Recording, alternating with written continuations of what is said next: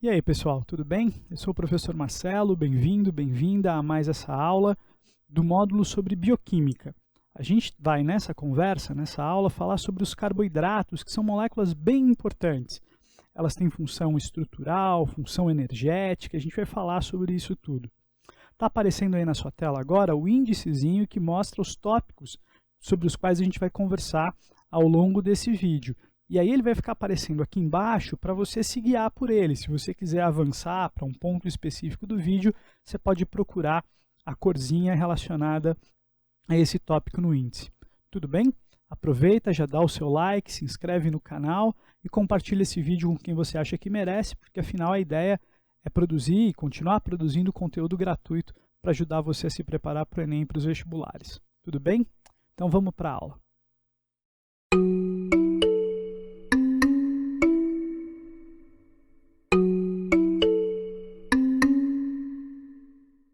Oi, pessoal. Então vamos começar conversando sobre a função ou as funções dos carboidratos, e elas são várias. Para começar, uma função primordial que você conhece é a função energética. Quando a gente fala de glicose, por exemplo, é um açúcar, é um carboidrato conhecido por ser a fonte primária de energia para as células. Ou seja, é a partir da glicose, preferencialmente, que as células vão conseguir extrair a energia necessária para desempenhar os seus diversos papéis. A gente vai ter a oportunidade, numa aula futura, de conversar sobre a respiração celular, que é o processo de quebra dessa molécula, da glicose, para a partir dela serem produzidos os ATPs que vão fornecer energia para as reações celulares.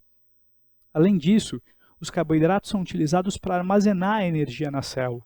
Então você imagina, né, se a glicose é um açúcarzinho de onde a célula retira energia, as células, ou algumas células, podem ligar glicoses e formar com essas glicoses moléculas grandes que têm função de armazenamento. E eu estou falando aí do amido, do glicogênio, e a gente vai ter oportunidade de conversar sobre eles. Tudo bem? Além disso, um segundo papel importante dos carboidratos tem a ver com estrutura. E aí os exemplos também são bastante clássicos. O primeiro deles é a celulose. A celulose é um carboidrato importante na constituição da parede celular de células vegetais e das células de algumas algas. A gente vai encontrar esse polissacarídeo, esse açúcar enorme, que também é, a exemplo do glicogênio e do amido, que eu me referi agora há pouco, também é um polímero de glicose. Além disso, a gente vai ter um outro polímero importante que é a quitina. E a quitina faz parte da parede celular de fungos, de células de fungos, além de ser um componente importante do exoesqueleto de artrópodes, aracnídeos, insetos, enfim, a gente vai conversar sobre isso. Tudo bem? Mas se a gente recuar um pouquinho, a gente vai perceber que os carboidratos também têm um papel estrutural importante na medida em que eles fornecem o esqueleto carbônico para a construção de todas as moléculas orgânicas. Sejam lipídios, ácidos nucleicos, proteínas, são a partir do esqueleto carbônico dos carboidratos que essas moléculas são construídas. Portanto, os carboidratos são fundamentais e o seu metabolismo, entender o seu metabolismo, é importante para a gente. Tudo bem até aqui? Bom, além disso, os carboidratos têm um papel bem importante nos processos de reconhecimento e adesão das células. Para isso, tipicamente, a gente vai ver carboidratos ligados a lipídios, formando glicolipídios, ou carboidratos ligados a proteínas, formando glicoproteínas. E esses glicolipídios, essas glicoproteínas, vão ser componentes da estrutura da membrana plasmática das células. E com isso, essas moléculas na superfície das células vão permitir a comunicação e muitas vezes a adesão entre células contíguas, principalmente em tecidos epiteliais. Então, olha só, vou te dar um exemplo de como isso acontece. E o exemplo clássico tem a ver com aquilo que a gente estuda em genética no sistema ABO. A gente vai explicar isso daqui a pouco com detalhe, mas o sistema ABO, aquilo que a gente chama de antígeno ou aglutinogênio A, O, B, são basicamente glicoproteínas, né? São carboidratos ligados na membrana plasmática da célula e que servem como elementos de reconhecimento. Tudo bem? Além disso, esses carinhas, proteínas e lipídios associados a carboidratos também tem outros papéis importantes. Por exemplo, na estrutura das paredes celulares de bactérias.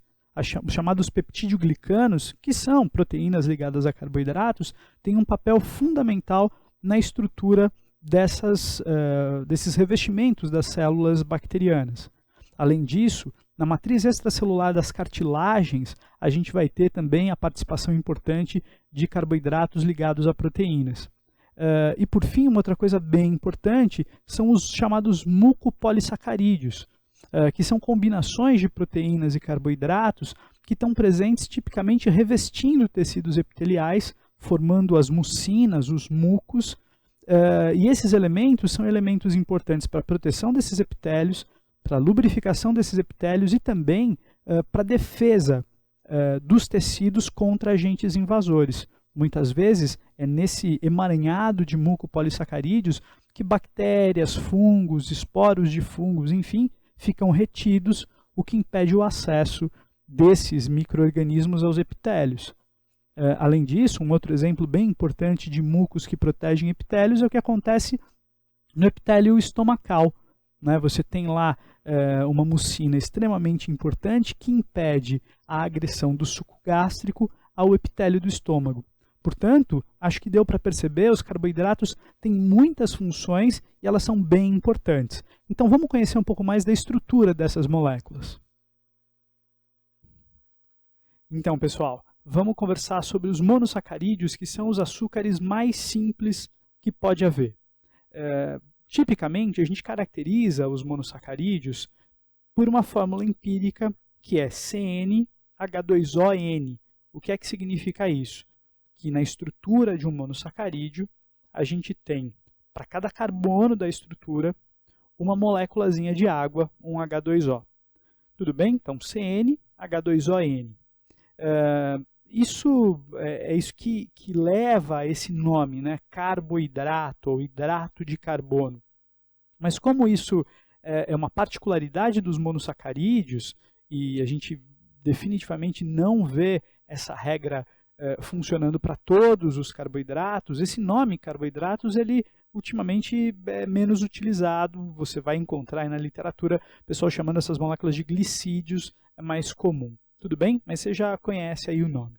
Bom, vamos dar uma olhada na estrutura química de alguns monossacarídeos. Mas antes de tudo, eu queria deixar claro para você que eu não estou interessado, e acho que a ênfase nessa aula não deve ser em decorar a estrutura química, mas entender a estrutura química, porque isso vai ser importante para a gente sacar as funções desses carboidratos e também vai ser bem legal para a gente entender as particularidades químicas de outras moléculas que são derivadas deles. Então, assim, não fica preso em decorar a estrutura química, mas em entender esses conceitos, tudo bem? Então, vamos lá. Olha só, a gente tem aqui, em primeiro lugar, os carboidratos, os monossacarídeos mais simples, que a gente chama de trioses. Bom, trioses porque a gente está falando de monossacarídeos com 3 carbonos na cadeia.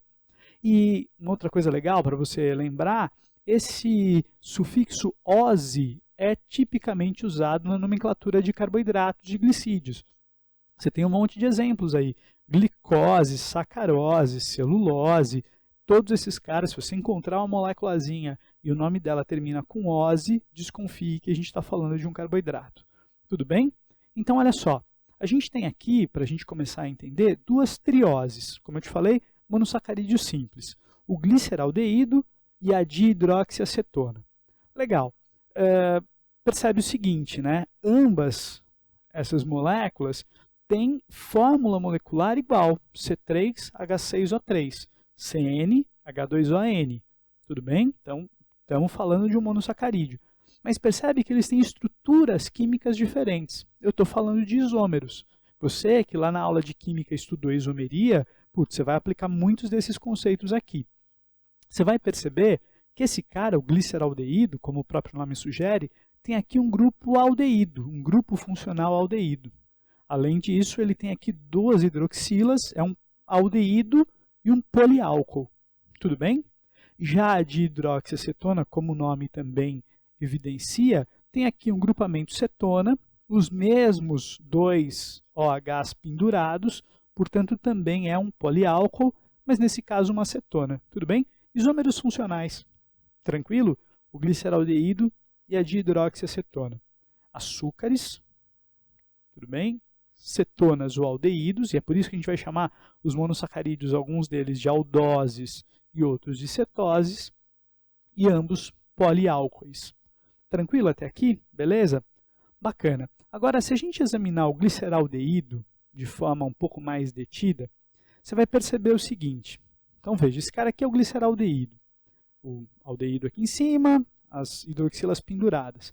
Quero que você olhe para esse carbono. E se você lembrar lá da química, você vai perceber que esse carbono é o que os químicos chamam de carbono quiral, ou carbono assimétrico. Por quê?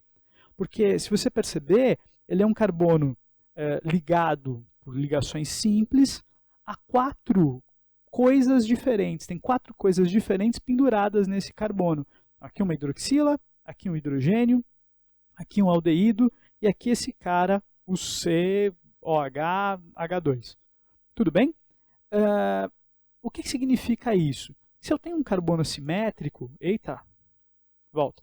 Se eu tenho um carbono assimétrico, dadas as rotações que essas moléculas todas podem fazer, né, que esses ligantes podem fazer em torno do carbono, eu vou ter aqui o que a gente chama de isomeria óptica. Ou seja, eu vou ter o surgimento de isômeros que desviam a luz polarizada para lados diferentes quando esses caras são submetidos a esse tratamento. E é por isso que, de vez em quando, você vai ver, quando você estiver olhando lá para os carboidratos, para os monossacarídeos em especial, essa nomenclatura aqui, D-gliceraldeído e L-gliceraldeído, são os isômeros destrógeno e levógeno que aparecem por conta da existência desse carbono quiral, tudo bem? Desse carbono assimétrico. Isso vai acontecer em todos os monossacarídeos. Vou te dar um exemplo, te mostrei ali por acidente o próximo slide, mas é isso, veja, eu tenho aqui pentoses, e 2 pentoses muito conhecidas, a ribose e a desoxirribose, que são pentoses que fazem parte da estrutura dos nucleotídeos lá dos ácidos nucleicos,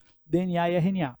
Bacana. O que você percebe? Em primeiro lugar, você percebe que são 2 casos de aldoses. Tem aqui aldeídos. Tudo bem? E você percebe o quê? Bom, você percebe o seguinte. Esse cara aqui, ó, que eu estou apontando para você, é um carbono assimétrico. Esse cara aqui é um carbono assimétrico. Esse cara aqui é um carbono assimétrico. Ou seja, no fim das contas, a gente tem um monte de possibilidades. Esse cara não é, tudo bem? Porque está ligado a 2 caras iguais aqui. Mas esses 3 carbonos aqui são carbonos assimétricos. Ou seja, tenho aqui 2 elevado a n, onde n é o número de carbonos assimétricos, possibilidades de enantiômeros. Tudo bem? Da mesma forma, a gente tem aqui a desoxirribose, essa nomenclatura que é um dos isômeros destrógenos da desoxirribose. Tudo bem para todo mundo? Então, olha só, pentoses C5H10O5, aquela fórmula empírica que eu tinha te falado, para cada N carbonos, N moléculas de água na estrutura. Tranquilo?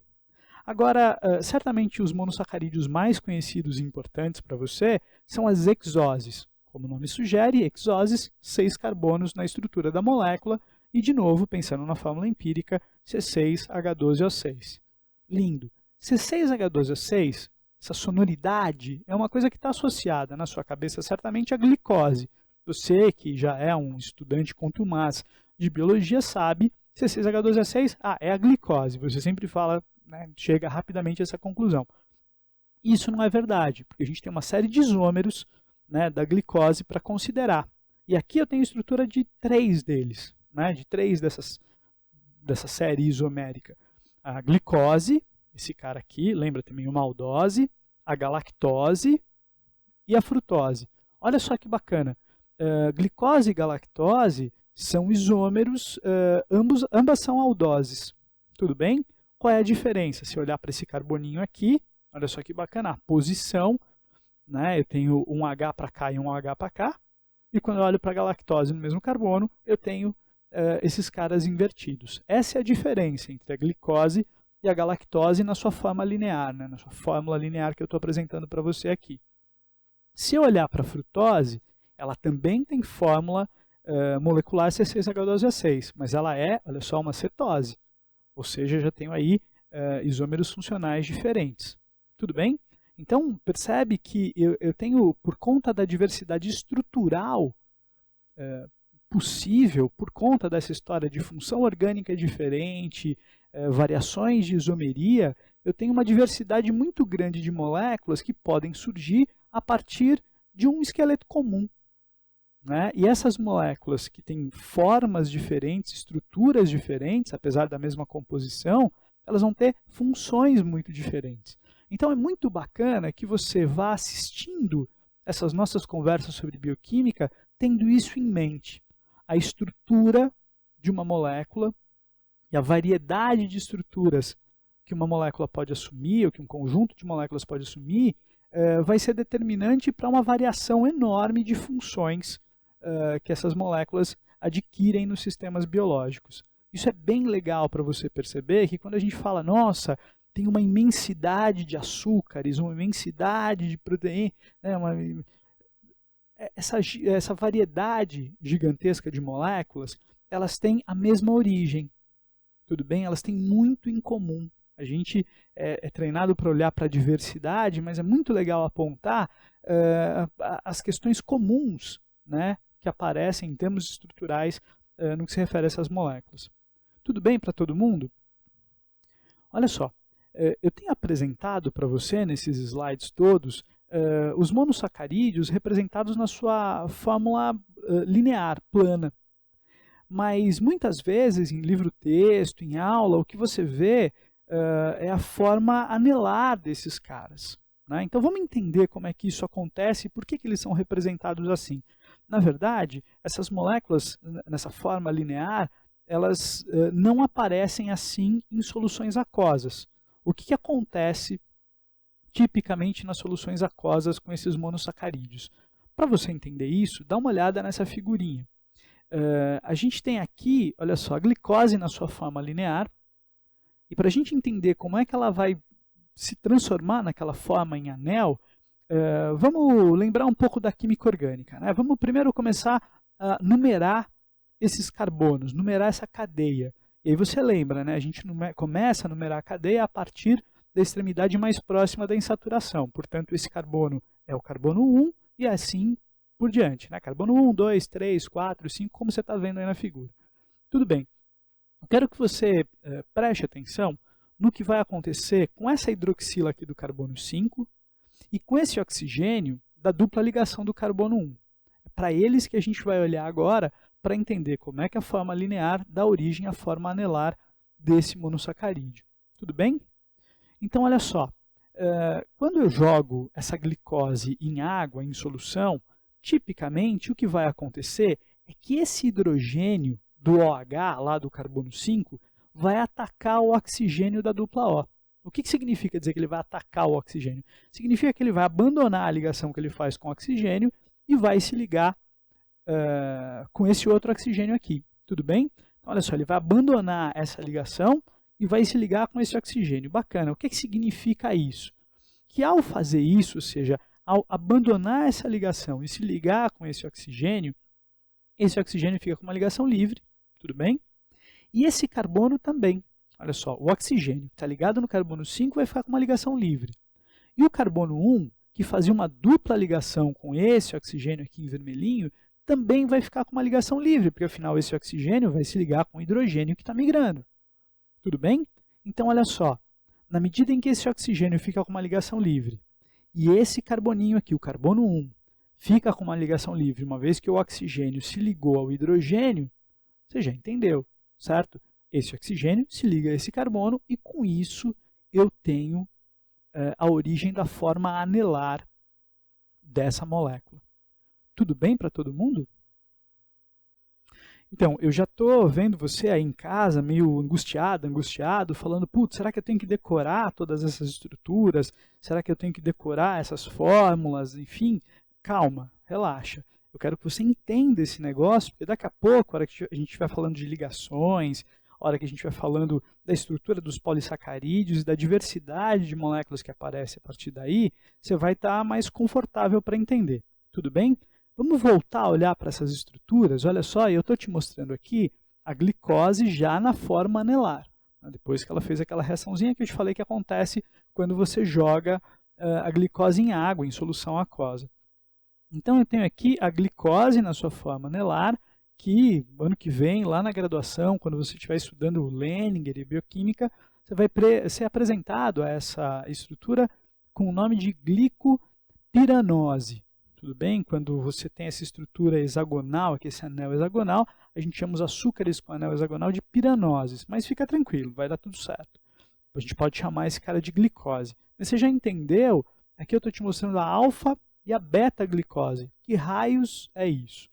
Bom, então dá uma olhada aqui, a diferença basicamente está aqui nos ligantes, na posição dos ligantes desse carbono 1. Olha só, todas as moléculas que estão aqui nesse anel hexagonal, elas estão no mesmo plano. E os ligantes dessas moléculas, esses caras podem alternar a sua posição.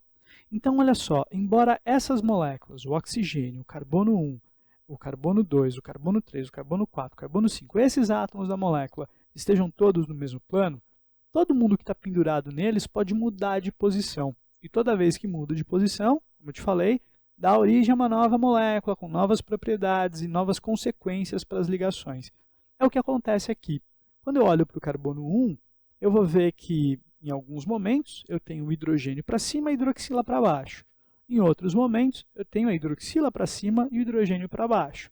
E isso vai ser bem importante. Para diferenciar essas formas, a gente chama essa configuração de alfa-glicose, ou lá no Leninger, alfa-glicopiranose, e essa configuração aqui de beta-glicose ou beta-glicopiranose. Tudo bem? Beleza? Mas o que você precisa entender? A alfa-glicose e a beta-glicose, o que elas são? Elas são resultantes da configuração alternativa desse hidrogênio e desse OH no carbono 1. Tudo bem? Tranquilo? Olha só como isso funciona também para outros carboidratos, para outros monossacarídeos. A gente tem aqui a ribose e a desoxirribose, que a gente viu lá atrás na forma linear, e agora a gente está vendo na forma anelar. Tudo bem? Quando a gente tem esses anéis de 5 integrantes aqui, né, esses pentágonos, a gente chama esses anéis de furanoses. Então, essa aqui é a alfa-ribofuranose. E por que é alfa? Você já entendeu. Aqui no carbono 1 eu tenho hidrogênio para cima e hidroxila para baixo. Da mesma forma, eu tenho aqui a alfa-desoxirribose. Por que é alfa? Porque eu tenho aqui o hidrogênio para cima e a hidroxila para baixo. Tudo bem? Tranquilo? E olha só que bacana, né? Você já tinha visto isso, reparado, se você foi observador, lá na forma linear dessas moléculas. Mas aqui dá para ver bem evidentemente qual é a diferença entre a ribose e a desoxirribose. Você vê aqui no carbono 2, que eu tenho uma hidroxila pendurada aqui na ribose, e aí quando eu tiro esse oxigênio, eu tenho a desoxi, olha como o nome faz sentido, a desoxirribose nesse carbono 2, em vez de ter uma hidroxila pendurada aqui, eu tenho só o hidrogênio. Tudo bem? Tranquilo? Agora, olha só, a gente viu aí as formas lineares ou anelares de monossacarídeos que obedecem essa historinha, né, de C6H12O6, enfim. Mas existem outros monossacarídeos que têm outras coisas penduradas, outras estruturas, e, portanto, isso eleva a diversidade de monossacarídeos. Por exemplo, a gente tem aqui uma série de monossacarídeos fosfatados. A gente tem a dihidroxiacetona fosfato, já apresentei a dihidroxiacetona lá no começo dessa nossa conversa, e agora a gente está vendo a forma dela em que eu tenho um fosfatinho ligado a esse oxigênio. Tudo bem? Aqui era um OH, você lembra? O hidrogênio saiu e eu tenho esse fosfatinho. Aqui eu tenho o gliceraldeído 3-fosfato, né? Como o nome indica, o gliceraldeído com o fosfato ligado ao carbono 3, na verdade ligado ao oxigênio que está ligado ao carbono 3. Tudo bem? A dihidroxiacetona fosfato e o gliceraldeído 3-fosfato são duas moléculas importantes e a gente vai vê-las com detalhe lá na aula de respiração celular, mais propriamente na aula de glicólise. Tudo bem? Vão ser duas moléculas bem importantes. Na verdade, o gliceraldeído, em particular, é um monossacarídeo bem importante porque ele vai ser, inclusive, o resultado da fotossíntese. A gente vai ter a oportunidade de falar sobre isso, mas todo mundo fala para você que o resultado da fotossíntese é uma molécula de glicose, e é meio mentirinha isso. Na verdade, o resultado da fotossíntese é o gliceraldeído 3-fosfato. Calma que a gente vai conversar sobre isso. Além disso, a gente tem aqui a glicose 6-fosfato, também uma molécula importante, que também é participante lá da glicólise. Tudo bem? E só para terminar essa nossa conversa sobre os monossacarídeos, tenho aqui monossacarídeos aminados, ou seja, eu penduro outras coisas, posso pendurar outras coisas nesses caras. Então tenho aqui dois carinhas importantes, a gente vai falar deles daqui a pouco, a N-acetilglicosamina e a N-acetilgalactosamina, são dois monossacarídeos bem importantes. Tudo bem? Bom, então agora que você já sacou essa história dos monossacarídeos, você já entendeu a estrutura, e, de novo, né, agora que você viu essa diversidade de estruturas e nomes, quero que você foque na ideia de que a ideia não é você ficar decorando essa coisa toda, não. Você entender essa estrutura, porque daqui a pouco você vai começar a sacar qual é a consequência de eu ter essa coisa de alfa-glicose, beta-glicose, enfim. Então vamos com calma. A gente falou sobre os monossacarídeos, vamos adicionar agora uma segunda camada de complexidade na nossa história dos carboidratos, falando sobre os disacarídeos. Basicamente, o que é um disacarídeo? Disacarídeo é a estrutura que se forma a partir da junção, da ligação de dois monossacarídeos. Tudo bem? Simples assim. Vou te apresentar agora alguns monossacarídeos, alguns disacarídeos super conhecidos. Tudo bem? Então vamos olhar para a figurinha aqui. E o primeiro cara que eu trago para você aqui, você conhece a maltose. A maltose, você se lembra lá das aulas do ensino médio, é o disacarídeo resultante da ligação de duas glicoses. Tudo bem? Mais ou menos. Vamos entender isso. Olha só, eu tenho aqui duas glicoses. Ótimo. Na verdade, você lembra, a gente falou disso agora há pouco, a gente tem aqui duas alfa-glicoses. Por que alfa-glicoses? Porque a gente olha aqui para o carbono 1, dá uma olhada lá, e esse cara aqui, no carbono 1, eu tenho um hidrogênio para cima, uma hidroxila para baixo. Tudo bem? A alfa-glicose fosse o inverso, teria uma beta-glicose. Lindo. Do outro lado aqui, eu também tenho uma alfa-glicose. Olho para o carbono 1, tenho um hidrogênio para cima e teria uma hidroxila para baixo. Tudo bem? Essa hidroxila sumiu. E no lugar dela eu tenho esse oxigênio que está fazendo a ponte de ligação, daqui a pouco a gente vai falar melhor sobre isso, entre o carbono 1 dessa alfa-glicose e esse cara aqui. Quem que é esse cara aqui? Você lembra? É o carbono 4 dessa outra alfa-glicose. Lembra comigo? Carbono 1, carbono 2, carbono 3, carbono 4. Tudo bem? Então olha só, a maltose é um disacarídeo formado pela ligação entre o carbono 1 de uma alfa-glicose e o carbono 4 de outra alfa-glicose. Tudo bem para todo mundo? Tranquilo? Belezinha? Então veja, só estou enfatizando aqui essa história de alfa-glicose, os carboninhos que estão envolvidos na ligação, isso vai ser importante daqui a pouco. Tranquilo? Olha só, o próximo disacarídeo que eu trago para você aqui é a lactose. De novo, lá da aula do ensino médio, a lactose é um disacarídeo que vem da ligação de uma glicose com uma galactose. Tudo bem? Então vamos olhar para eles. Olha só, temos aqui a alfa-glicose, tudo bem? Você já conhece, o carbono 1 é alfa-glicose porque o hidrogênio está aqui para cima, a hidroxila estaria aqui, mas o oxigênio é a ponte de ligação com esse cara aqui, que é a galactose. E esse cara é o carbono 4. Tudo bem ou não?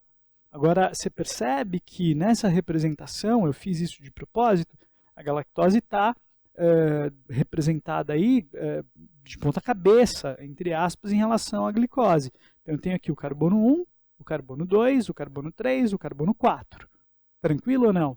Então, você percebe que se eu comparar esse cara, a glicose ligada à galactose, né, essa moléculazinha é a lactose, e se eu olhar para esse cara aqui, que é a maltose, que a gente viu até agora há pouco, a forma dessas moléculas é diferente. Tudo bem? Ou seja, aqui eu tenho as duas alfa-glicoses orientadas no mesmo eixo, com a mesma estrutura espacial, e aqui eu tenho essa galactose de ponta. Você percebe que a forma dessas moléculas está variando, tudo bem? E isso vai ter uma consequência bem importante. Tudo bem?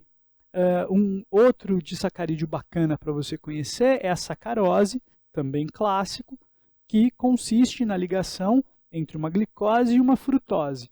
Tudo bem? Então você tem aqui a alfa-glicose, o carbono 1, e você tem aqui a frutose. Quem será esse carbono? Só você lembrar.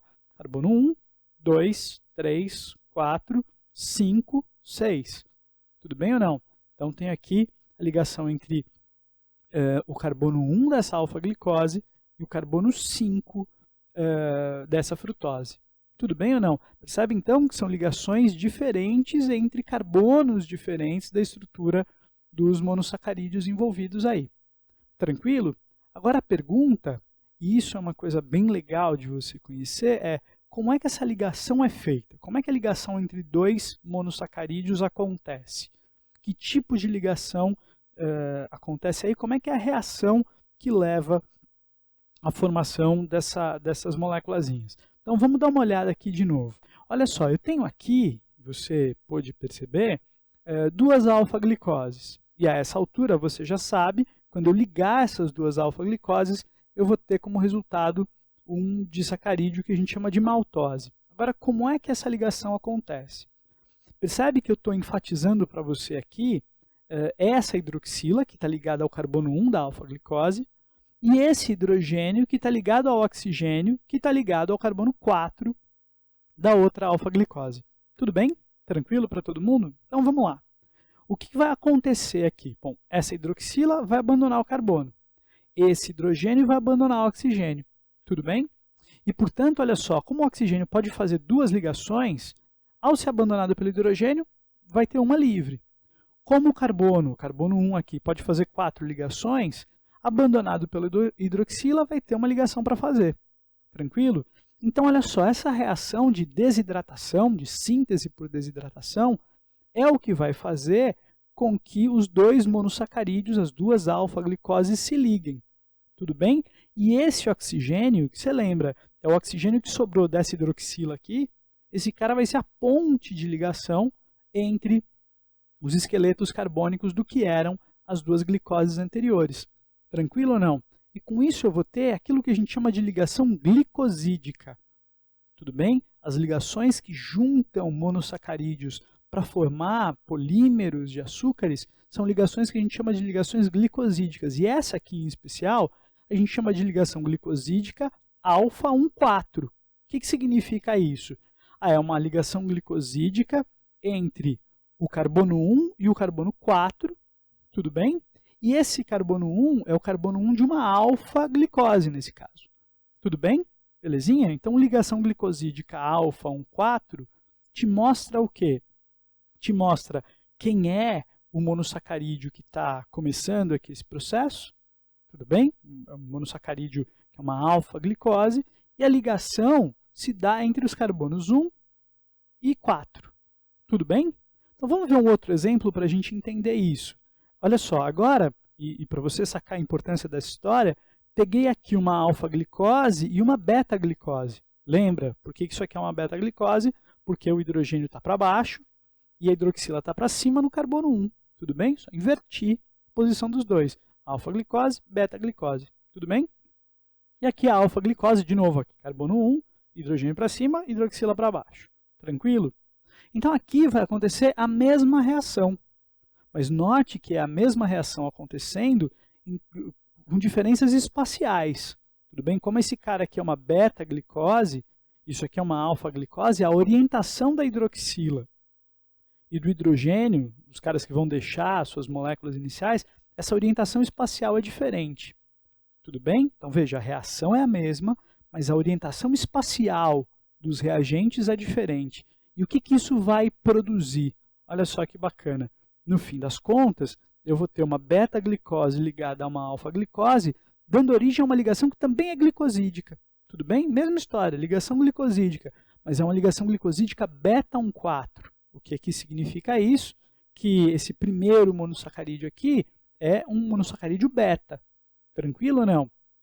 E com isso, olha só que bacana. Eu vou ter aqui a beta-glicose ligada com a alfa-glicose, a água foi embora, a mesma historinha, tudo bem?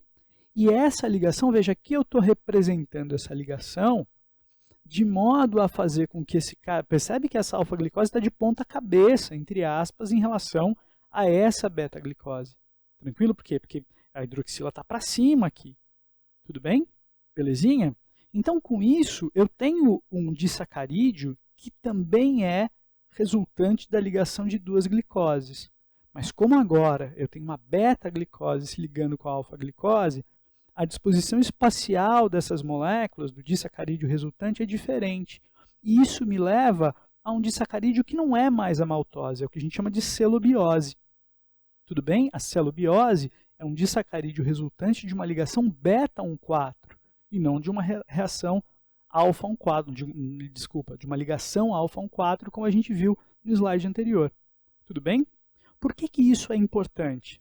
Porque, e eu estou insistindo com você nessa história, eu vou falar disso em outras aulas, veja, diferenças na estrutura dessas moléculas leva a diferenças na ligação entre elas, o que vai levar a diferentes formas do produto dessa ligação. Tudo bem? Percebe aqui que a celobiose e a maltose, elas são iguais em termos de composição, mas têm formas diferentes. Tranquilo? E é por isso, para você que é um estudante contumaz de biologia e já ligou as coisas, é por isso que uma enzima como a maltase, que vai conseguir quebrar ou catalisar a quebra dessa ligação glicosídica alfa-1,4, não vai conseguir atuar sobre a celobiose. Tudo bem? Como a forma do substrato é diferente, a enzima que catalisa a quebra da maltose é diferente da enzima que catalisa a quebra da celobiose, embora essas duas moléculas sejam ambas a junção de duas glicoses. Tudo bem? Então, pessoal, agora que a gente já entendeu os monossacarídeos e os disacarídeos, vamos voltar a pensar na glicose. Esquece essa história de alfa, beta por enquanto, e vamos considerar a glicose como, eu já te falei isso, a fonte primária de energia para o trabalho celular. Bom, se a glicose é essa fonte primária de energia, faz muito sentido a gente imaginar que vale a pena para a célula acumular a glicose, guardar a glicose, ter mecanismos de reserva. Só que tem um problema. O problema é que se a glicose for simplesmente acumulada no interior da célula, a glicose vai exercer um efeito osmótico importante no ambiente intracelular. Ela vai segurar a água. O que é que isso significa? Muita glicose armazenada vai ter um efeito de retenção de fluido, o que vai dificultar o transporte de substâncias para dentro e para fora das células. Tudo bem? Para diminuir esse efeito osmótico, a glicose tipicamente é armazenada na forma de polímeros, grandes polímeros que a gente vai chamar de polissacarídeos. Tudo bem? Normalmente, a gente pode dividir os polissacarídeos em dois grupos, os homopolissacarídeos e os heteropolissacarídeos. Simples, né? Homopolissacarídeos são aqueles polímeros formados por monômeros iguais, enquanto que os heteropolissacarídeos são polímeros formados por monômeros diferentes. Por exemplo, se eu tiver só glicoses compondo um monossacarídeo, um polissacarídeo, eu tenho um homopolissacarídeo. Tudo bem? E é o caso, por exemplo, do glicogênio. O glicogênio é uma grande molécula formada por glicoses ligadas por ligações alfa-1,4. Você já entendeu. Tudo bem? Então eu pego lá uma glicose, uma alfa-glicose, ligo com uma alfa-glicose, ligação glicosídica alfa-1,4, e vou ter lá uma maltose. Junto mais uma alfa-glicose, outra, e vou formando assim uma grande molécula. E essa molécula, nessa molécula, o glicogênio, a gente pode ter algumas ramificações. Então dá uma olhada aqui nessa figurinha.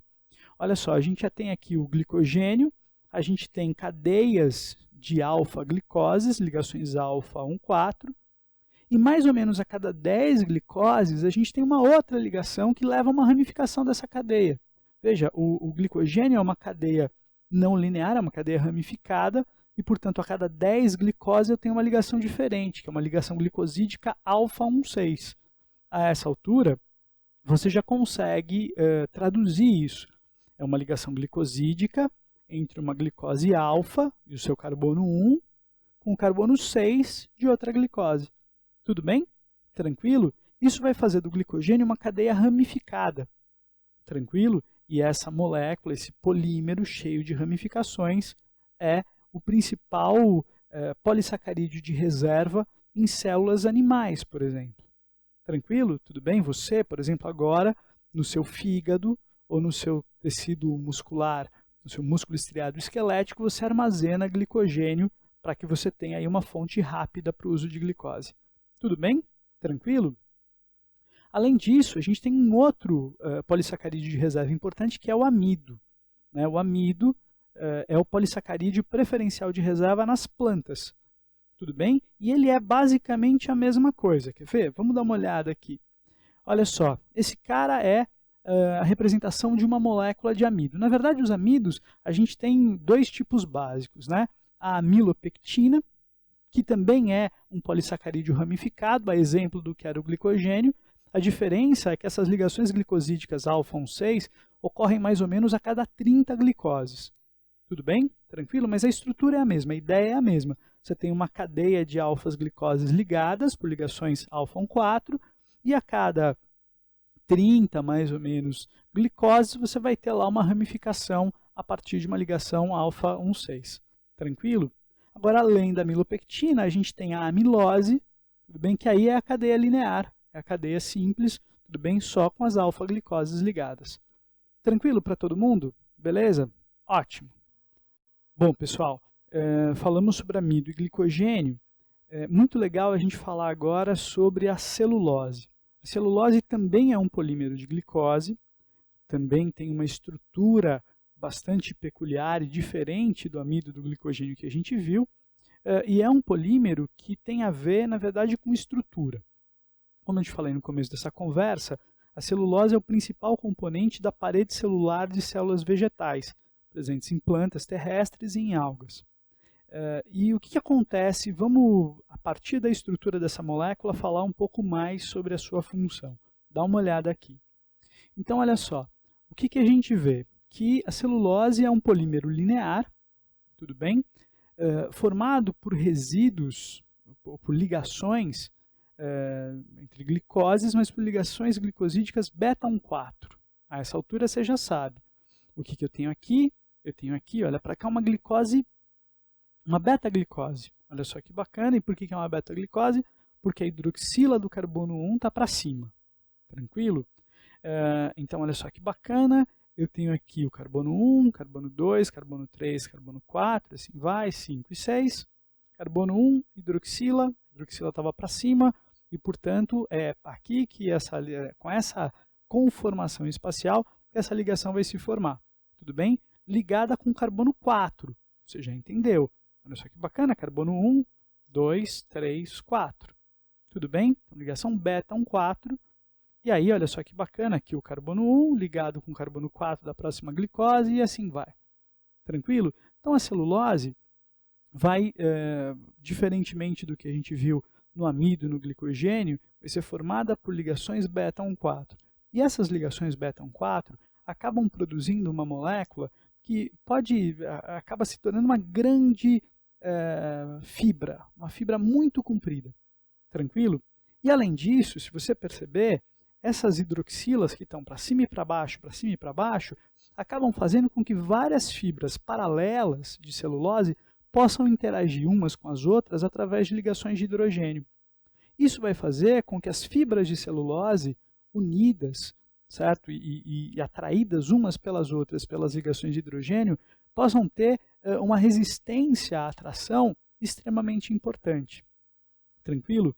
Então percebe que essa ideia de ligação beta-1,4 vai fazer com que, no fim das contas, a conformação espacial da molécula de celulose seja muito diferente da conformação espacial da molécula de amido e de glicogênio. As ligações beta-1,4 transformam a celulose em grandes fibras lineares, enquanto que as ligações alfa-1,4 do amido e do glicogênio fazem com que essas moléculas, esses polissacarídeos, formem hélices, se dobrem sobre si mesmos, formando uma molécula mais compacta, o que faz sentido, dada a sua função de armazenamento.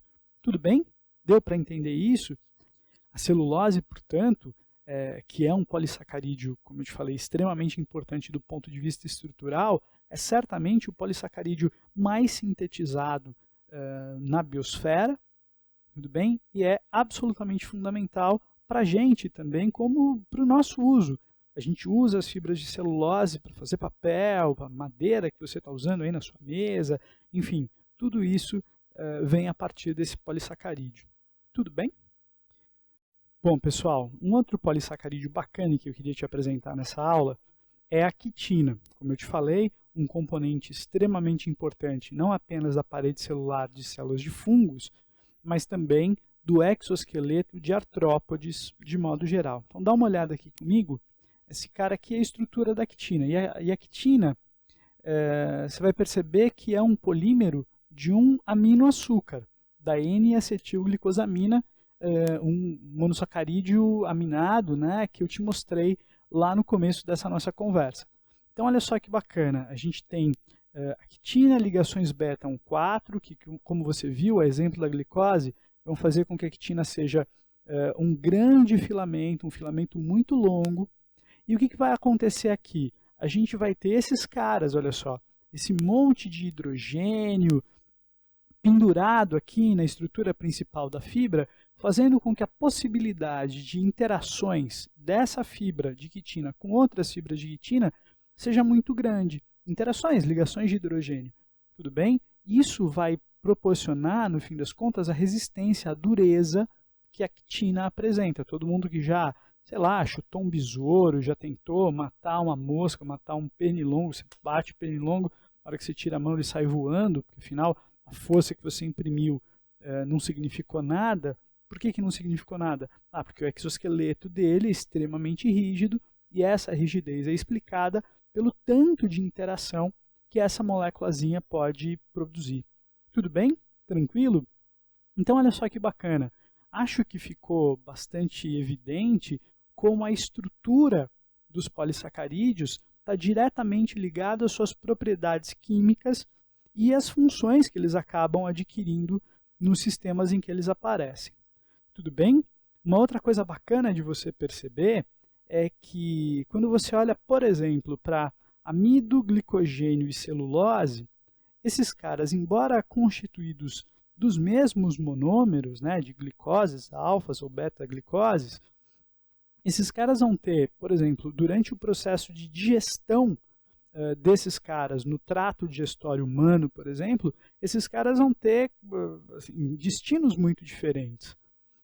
A gente tem, por exemplo, uma série de amilases ao longo do nosso tubo digestório que vão conseguir, por conta da configuração espacial do amido, vão conseguir atacar essas moléculas e catalisar o seu desmonte. Por outro lado, dado que a celulose tem uma configuração espacial completamente outra, a gente não vai ter nenhuma enzima que consiga atacá-la. Bom, pessoal, um outro conjunto de polissacarídeos importantes que você precisa conhecer são os chamados glicosaminoglicanos. Esses caras são componentes fundamentais da matriz extracelular dos tecidos, aquele conjunto de substâncias que ocupa o espaço entre as células. Bom, esses caras são formados, são heteropolissacarídeos, portanto são formados por monômeros diferentes. E quem são esses monômeros? Em primeiro lugar, um aminoaçúcar, como o N-acetilgalactosamina ou N-acetilglicosamina que eu mostrei para vocês agora há pouco. E associado a esses caras, a gente tem um ácido urônico, como o ácido hialurônico ou o ácido condroitino sulfúrico. Tudo bem? Esses polímeros garantem à matriz extracelular uma série de características, como viscosidade, como resistência à compressão, como adesão. Isso é bem importante para dar aos tecidos as suas características. Estou pensando, por exemplo, num tecido cartilaginoso, que é, por exemplo, nas articulações, responsável muitas vezes por amortecer, por receber impactos e amortecer esses impactos. Estou pensando, por exemplo, no tecido conjuntivo denso, aquele cara que é responsável por conectar, por exemplo, ossos numa articulação e resistir à tensão, além de transmitir a tração produzida pela contração muscular. Tudo bem? Então veja que esses polissacarídeos são extremamente importantes para essa funcionalidade, por exemplo, das articulações com os tecidos conjuntivos. Então, pessoal, para terminar essa nossa conversa sobre carboidratos, é legal que a gente fale sobre os chamados glicoconjugados, ou seja, são associações entre proteínas ou lipídios e carboidratos. E esses caras estão envolvidos em um monte de processos de comunicação celular. Então, vamos entender exatamente como isso acontece. Imagina, por exemplo, que eu tenha lá uma lesão. Sei lá, tropecei e ralei o joelho, por exemplo, numa pedra. As células nesse tecido lesionado, as células sobreviventes, elas vão começar a se dividir a fim de fechar a lesão. A pergunta é, como é que elas sabem, as células que estão se dividindo, que precisam parar de se dividir? O que controla o fim desse processo? Bom, isso acontece quando as células começam a encostar umas nas outras, ou seja, quando as membranas plasmáticas dessas células começam a se conectar. E essa conexão e a informação de que, olha, já nos encostamos, a lesão já está fechada, pode parar de se dividir, ela é dada por carboidratos que ficam na superfície da membrana plasmática associados esses carboidratos a proteínas ou lipídios. Essa camada, esse tapetinho de carboidratos que reveste a membrana plasmática da célula, a gente dá o nome a ele de glicocálix. E esse cara, o glicocálix, é extremamente importante para processos de migração celular, por exemplo, durante o desenvolvimento embrionário, quando as células estão mudando de posição e vão dar origem aos tecidos, aos folhetos, endoderme, ectoderme, mesoderme, essa coisa toda que você conhece, esse caminho, essa migração celular é controlada a partir de sinais químicos que são dados pelo contato e pelo reconhecimento desse glicocálix. Quando você tem, por exemplo, a resposta imunológica, o reconhecimento imunológico de células ou moléculas do sistema imune, anticorpos, em relação às células próprias do corpo. Aí esse reconhecimento se dá por conta do glicocálix, dos carboidratos que estão ali na superfície da membrana. Então é bem bacana sacar esses glicoconjugados. Tudo bem? Um outro exemplo de efeito informacional da associação de carboidratos e proteínas, por exemplo, tem a ver com o destino das proteínas que são recém-sintetizadas dentro de uma célula. Vamos dar uma olhada nisso. Então, pessoal, como eu estava te dizendo, a glicosilação vai ser responsável por definir, por exemplo, o destino das proteínas que são sintetizadas no interior da célula. Então, vamos dar uma olhada nessa figurinha aqui. Ó. Quando a gente pensa numa proteína que é sintetizada, ela pode ter basicamente 3 destinos. Ela pode atuar dentro da célula, associada a uma vesícula, como um lisossomo, um peroxissoma, uma enzima. Ela pode eventualmente ser exportada, ou seja, servir como um produto de secreção daquela célula, vai atuar em qualquer outro lugar do organismo, ou ela pode ficar exposta na membrana plasmática da célula, tudo bem, como parte dos processos de transporte ou de sinalização celular. Tudo bem? Bom, a definição desse destino, o que sinaliza para a célula, para onde vai, qual é o destino daquela proteína que foi produzida, recém-produzida, é o processo de glicosilação, é o processo de associação de carboidratos, né, de polissacarídeos a essa estrutura proteica. Então, os polissacarídeos aí atuam como um sinalizador mesmo, como uma marca de destino, de destinação dessa proteína recém-sintetizada. Então, dá uma olhada aqui. Como você sabe, ou a gente vai ver isso na aula apropriada, as proteínas são sintetizadas na célula por ribossomos que podem estar ou não associados a retículos endoplasmáticos. Tudo bem? Vamos imaginar que estejam. Então, você tem lá os ribossomos, você tem lá os ribossomos, esses caras estão associados ao retículo, sintetizam a proteína, e essa proteína sintetizada ela vai ser transferida para o complexo de Golgi. Essa organela é uma organela importante porque é nela que vão acontecer as modificações químicas que a proteína que foi sintetizada sofre, inclusive as glicosilações. Então, olha só, essa vesículazinha aqui, essas vesículas que saem do retículo endoplasmático, elas se fusionam com o complexo de Golgi aqui na sua superfície cis, e ao longo do trânsito dessa secreção, ou dessa proteína recém-sintetizada no complexo de Golgi, essas modificações químicas vão tomando lugar. E aí, o que vai acontecer? Na medida em que esse cara, olha só, essas vesículazinhas vão transportando aquela proteína que vai sendo modificada da superfície cis para a superfície trans, quando chega na superfície trans, aí sim essa proteína já está sinalizada e já sabe qual destino vai ter, se vai ser inserida na membrana plasmática, se vai ser exportada ou se vai ficar numa vesícula no interior da célula. Tudo bem? Beleza? Então a pergunta passa a ser como é que quimicamente esse processo de glicosilação acontece. Ou seja, como é que as proteínas são adicionadas aos polissacarídeos. Isso se dá através de enzimas muito específicas. Então vamos dar uma olhada nisso. Olha só, em primeiro lugar, como é que se dá a ancoragem desses polissacarídeos nas proteínas, nos polipeptídeos que vão ser glicosilados? Isso se dá basicamente a partir de 2 monossacarídeos de ancoragem, que são, olha só, aqueles aminoaçúcares que eu te apresentei. A gente tem aqui a N-acetilglicosamina e a N-acetilgalactosamina, então são 2 açúcares aminados, e esses caras tipicamente se ligam às proteínas em aminoácidos específicos. No caso da N-acetilglicosamina, na asparagina. E no caso da N-acetilgalactosamina, tipicamente na serina. Tudo bem? Tranquilo? Então esses são os pontos de ancoragem. E a partir daí, a partir desses monossacarídeos iniciais, a gente vai ter a síntese dos polissacarídeos que vão servir, né, como sinalizadores. Essa síntese se dá a partir, como eu te falei, de enzimas específicas, e vamos entender um pouco melhor esse processo. Bom, num processo de síntese de um polissacarídeo, tipicamente os monossacarídeos são carregados através dessas moléculazinhas aqui. Calma. Isso aqui é um nucleotídeo, um resíduo de nucleotídeo, que é a uridina difosfato. Se você olhar para esse anel aqui, esse outro anel, esse outro açúcar, que é uma pentose, uma ribose, você vai reconhecer aqui um resíduo daquele nucleotídeo que é a uracila, certo?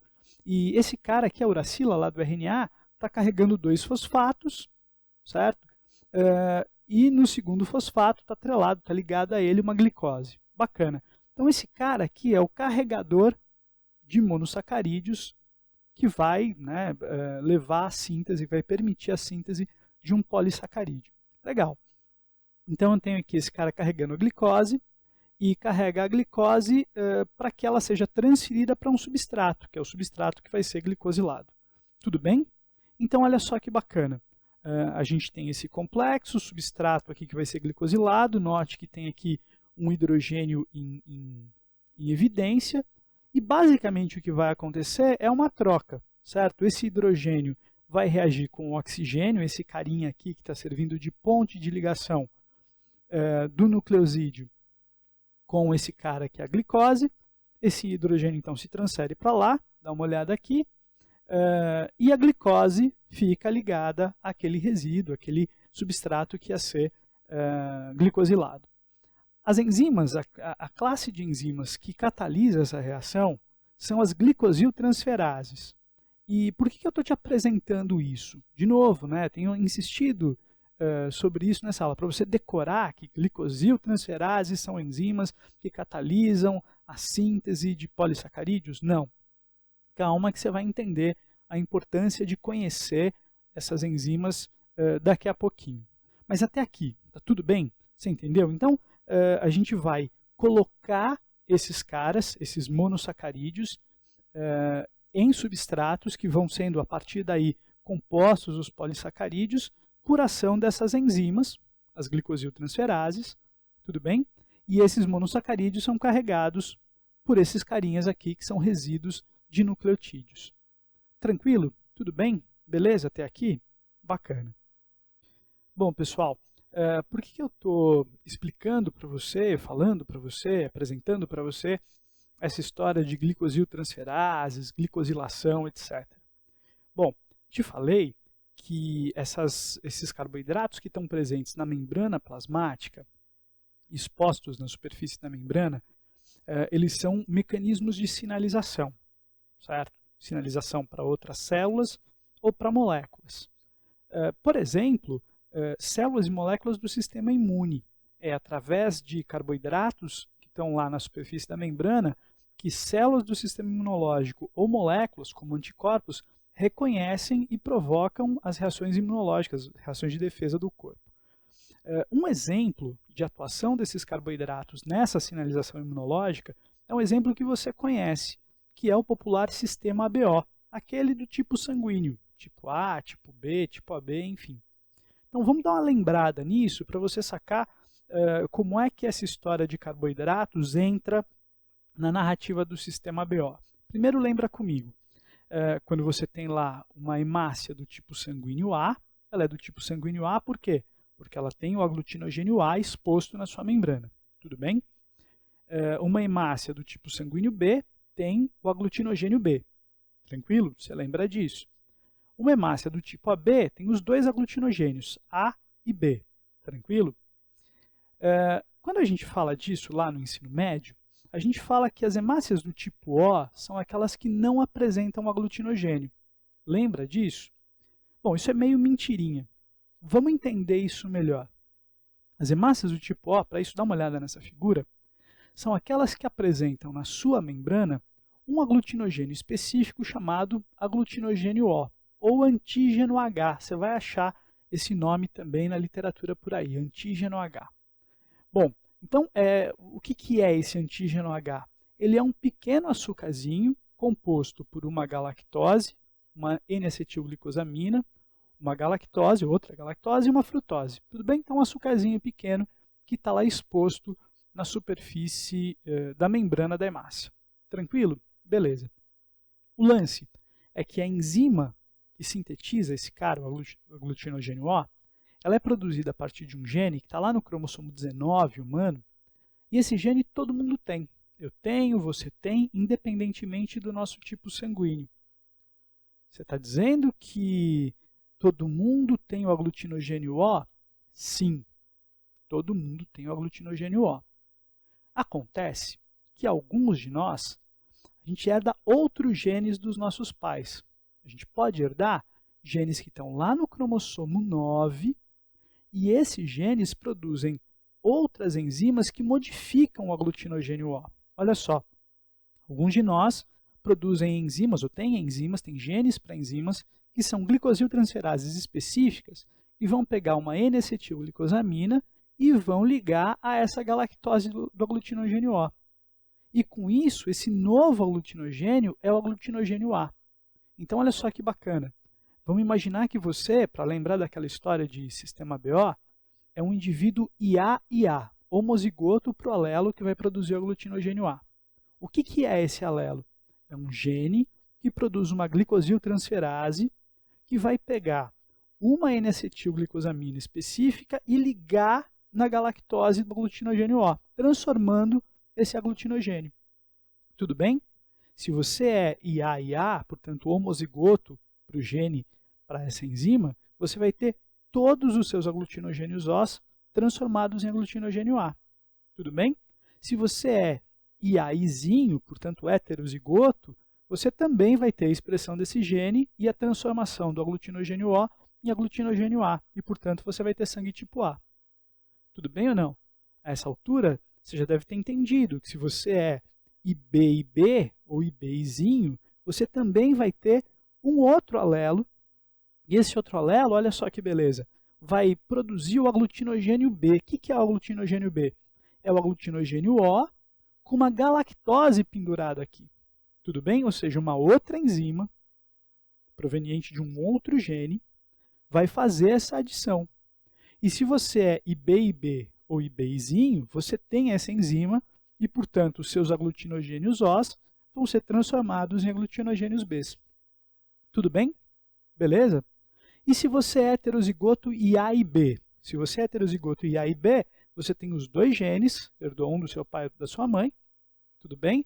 Produz as duas enzimas e, portanto, parte dos seus aglutinogênios O vão virar aglutinogênio A, parte dos seus aglutinogênios O vão virar aglutinogênios B. E você vai ser esse cara aqui, você vai ter sangue AB. Tudo bem? Ah, e se eu não recebo nenhum desses genes para essas glicosiltransferases? Ah, se eu não tenho esses genes, né, se eu recebo o gene recessivo que não produz nenhuma dessas enzimas, eu fico só com o aglutinogênio O. Portanto, eu sou um sujeito com sangue tipo O. Tudo bem? Então, acho que você entendeu que esse processo de glicosilação, né, a ação dessas enzimas, dessas glicosiltransferases, elas são importantes muitas vezes para definir, definir esses fenótipos, né? E é bacana que você faça o link lá da aula de genética de sistema BO com a aula de carboidratos. Tudo bem até aqui? Obrigado por ter assistido essa aula até o final. Eu espero que ela tenha sido útil para você. Aproveita que você está aqui e se inscreve no nosso canal do YouTube e no nosso perfil lá no Instagram. Logo, logo vai ter lista de exercícios disponíveis para os alunos e lives para a gente tirar as dúvidas que vocês tiverem. Tchau, tchau, até a próxima aula.